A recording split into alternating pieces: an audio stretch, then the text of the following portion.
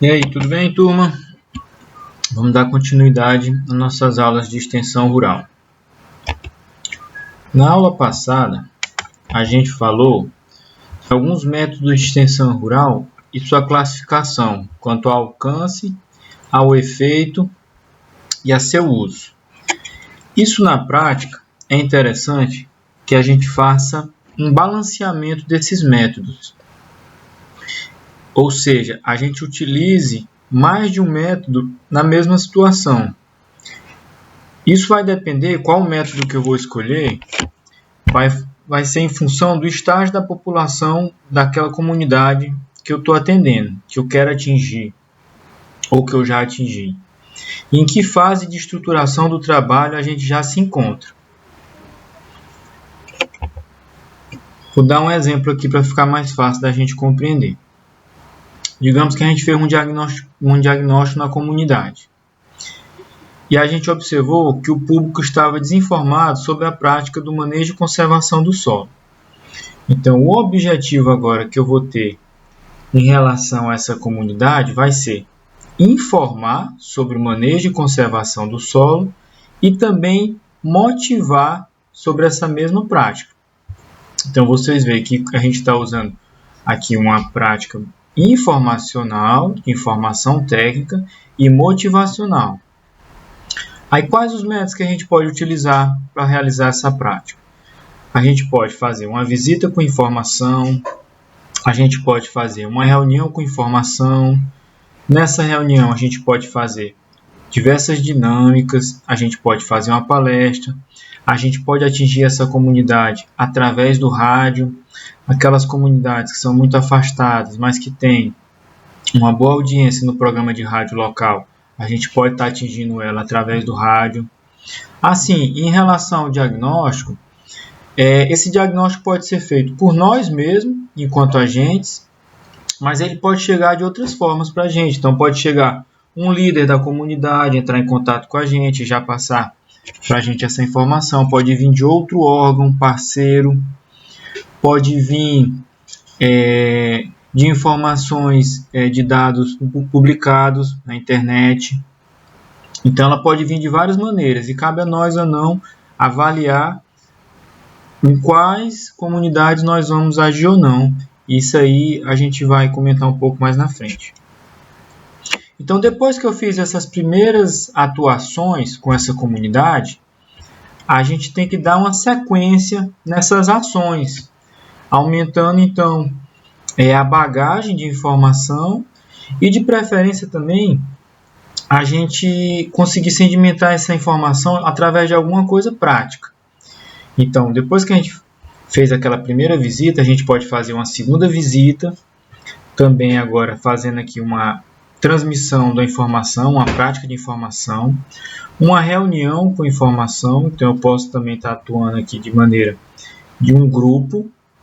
Eu posso pegar esse grupo e realizar uma excursão, como é aqui no caso a gente está vendo um exemplo.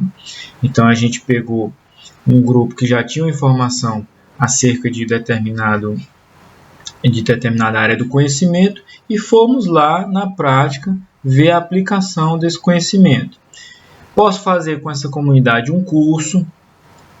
A gente pode fazer também nessa localidade uma unidade de demonstração e uma demonstração de resultado. Então tem aquela velha história que a gente, Maomé não vai à montanha, a montanha vai se a montanha não vai a Maomé, Maomé vai à montanha. Então ele vai lá e constata in loco, observando que deu resultado. Tem aquela outra história, eu só acredito vendo.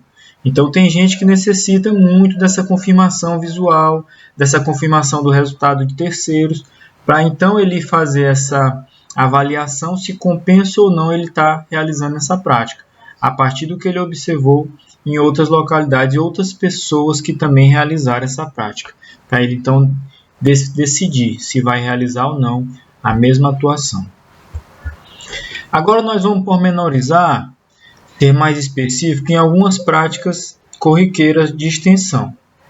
A primeira delas é o contato. O contato é o método de extensão mais simples, mais básico. Ele nem sequer é um método planejado. ele é um método de comunicação individual e ocorre em situações imprevistas para o extensionista. E pode ocorrer também em diferentes localidades. Ele está sendo, no caso, procurado por um cliente ou beneficiário direto ou indireto da ação. Como é isso? Eu posso estar lá no escritório da Emater, no caso se eu sou extensionista, eu posso estar lá na coordenação do IRP, eu posso estar lá no gabinete do IRP, eu posso estar lá em outro órgão, e eu sou procurado por esse produtor rural a prestar uma informação. Então não houve necessidade de um planejamento, ele veio buscar essa orientação técnica. Então, no caso, o objetivo que ele veio buscar com a gente foi obter essa orientação técnica, essa informação. A vantagem desse método é que ele não exige deslocamento e não tem custo. Ou seja, ele nos procurou e a gente vai agora estar transmitindo essa informação para ele. Então, a gente vai agora passar a informação e a orientação técnica solicitada e a gente aproveita e demonstra o que mais que a gente tem de atuação no nosso cotidiano de trabalho.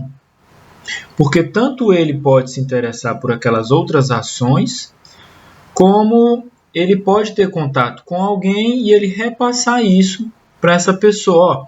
Eu não gosto dessa área, vocês aqui estão trabalhando com peixe. Não tenho intenção de investir em peixe, mas lá na localidade tal, que eu resido, o fulano de tal está querendo montar um projeto de peixe. Então é bom situar ele dos trabalhos que a gente tem na nossa unidade, para a gente estar ampliando o nosso público, o nosso alcance. Limitações: não permite a seleção do local, nem hora apropriada, e nem pode também repassar orientações técnicas mais complexas. Então, você foi ali procurado, está sendo solicitada uma informação, e aí você está repassando ali na medida da sua bagagem sobre aquele assunto. O alcance também é restrito, porque geralmente a gente vai atender uma única pessoa. E por não ser planejado, por vezes pode ser inoportuno para o extensionista. Digamos que você está lá na coordenação do IRP, ou você está lá como técnico do IRP, e você é procurado por um produtor e você está lá realizando o seu trabalho do seu cotidiano. Você está lá fazendo a manutenção de um viveiro, você está fazendo lá a manutenção da irrigação, você está fazendo o manejo dos animais e um produtor lhe procura. Então você vai ter que parar aquele trabalho que você está fazendo e dar atenção a esse produtor que está solicitando a informação. Então, às vezes, pode ser um momento inoportuno para o extensionista. Eu vou dar um exemplo para vocês que aconteceu comigo. Uma vez eu estava na fila do banco e aí chegou um produtor para conversar sobre a propriedade dele. E chegou a minha hora de ser atendido, eu fui para o atendimento lá gerencial para realizar, eu não lembro o que foi agora, e o produtor junto. E ele foi comigo até o atendimento. Então nem eu era dar atenção para o que eu queria fazer lá no banco, para o atendimento lá gerencial, e nem dava atenção direito para o produtor. Então foi realmente um momento inoportuno e eu não consegui, na minha visão, na minha autoavaliação, transmitir aquela informação com qualidade. Então, mas aí o que a gente tem que fazer? Como é a realização? É fornecer as orientações solicitadas. Se a gente não tiver posto essas informações, a gente encaminhar a fonte correta. Então, por exemplo, se eu sou da ADAP e o produtor está procurando tirar uma declaração de aptidão produtiva, aí eu encaminho ele para o local correto, encaminho ele para a Emater.